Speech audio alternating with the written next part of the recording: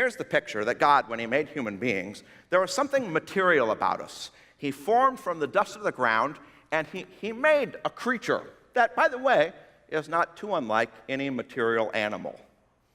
So we've got bones, we've got flesh and blood, we've got hair, a little, right, just like any other animal. We've got eyes, we've got ears, we've got a nose, we perceive. We have urges. We have the urge to eat, we have the urge to drink. We have all kinds of urges, just like any other animal. There's ways in which we're just like a material animal, but we're not just that, because God formed us from the dust of the ground, and now here's the amazing thing.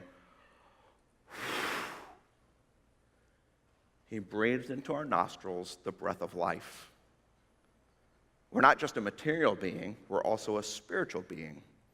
And because we're a spiritual being, we have a moral and eternal soul that's a part of us.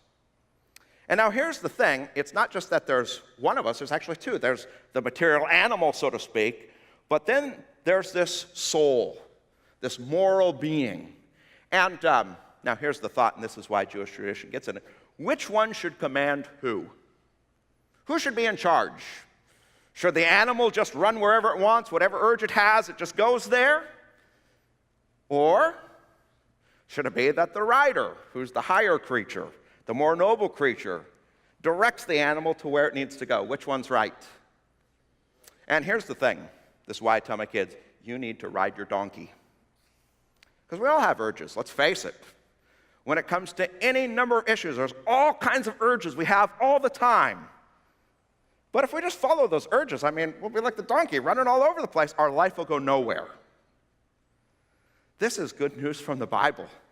We're not, okay, look, our world is telling us we're just animals. We're not just animals. There is a spiritual soul that rides on top this material animal that is in charge and directs our course. Which means, guess what? When certain urges arise, it is the responsibility of the rider to say, no, donkey. And anyway, that's why I tell my kids. Because I have all kinds of urges I don't like, and I want them to say no. And some of you might need to hear that too. We're not just animals.